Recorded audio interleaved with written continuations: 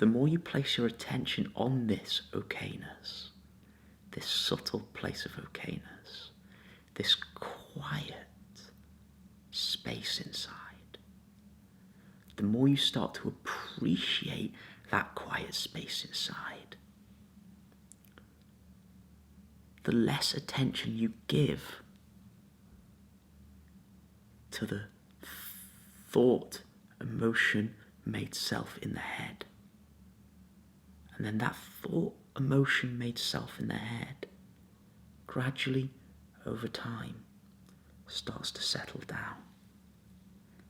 And the appreciation of that ordinary, simple beingness, which is looking out of your eyes right now, which is completely okay, starts to flower more and more into experience.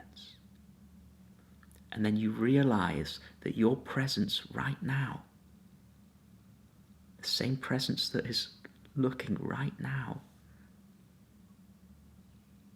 is all you could ever need, and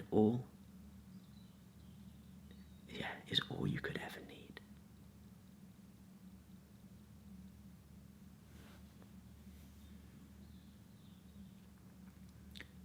And one of the greatest doorways into the appreciation of this, and remember, it's the appreciation of this which allows it to flower,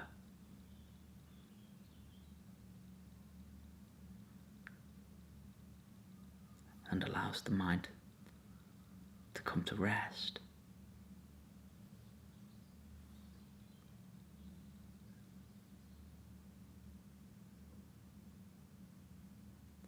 The number one doorway into this appreciation is through the doorway of suffering. It's through the doorway of a busy mind. It's through the doorway of a challenge self. The reason being,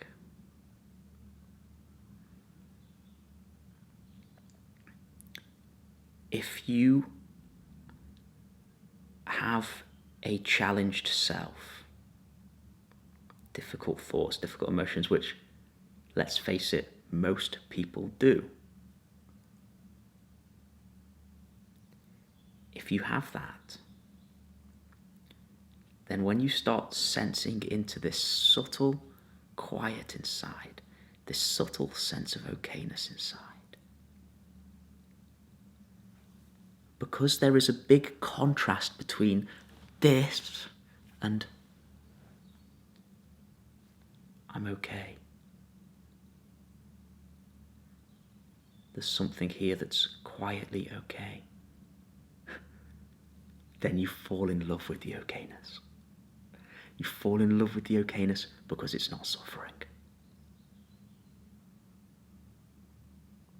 In the same way as somebody who's been locked in prison for 20 years,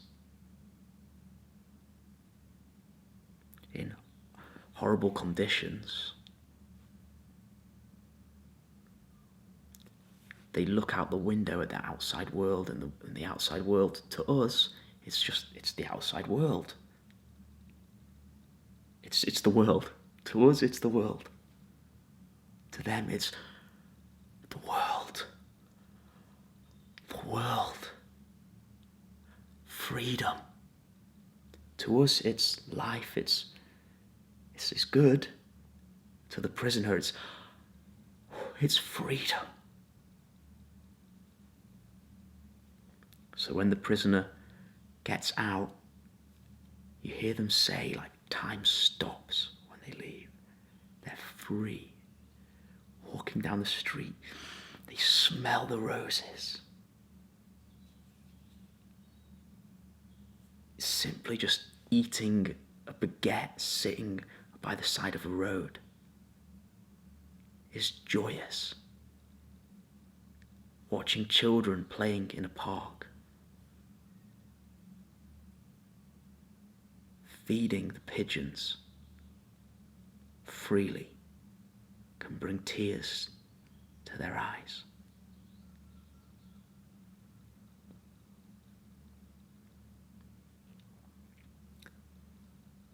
In the same way, for somebody who's been locked in a pattern of suffering, possibly for years,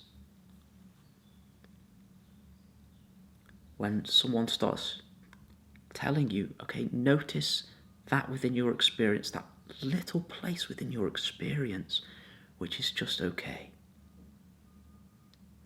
And that little place within the experience, in this analogy, is the window of the prison cell. Now you just look out of that window. You taste the outside world through that window. You taste that little bit of quiet inside.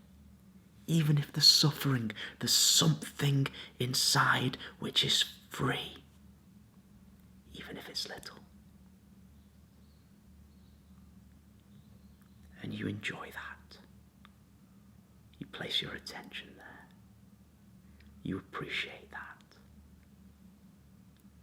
And the greater the struggle, the greater the suffering, the more you can really give value to that little place of okayness inside.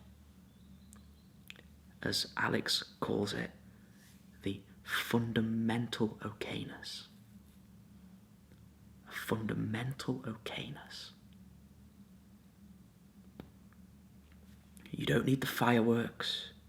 You don't need the big experiences. Okayness is enough. And when you really appreciate okayness, happiness flows of its own accord. And you can experience sadness, but the okayness is still there and you don't fight with it. And you can have an argument with your partner and you're in it for a little while, but you walk away and the okayness is here. It's okay, and it passes through more quickly. We're human beings, we're always going to be having this human experience. This human experience is amazing, even if it's painful. There's ups, there's downs, there's trials, there's learnings, there's triumphs, and we're here for a short time to experience it all.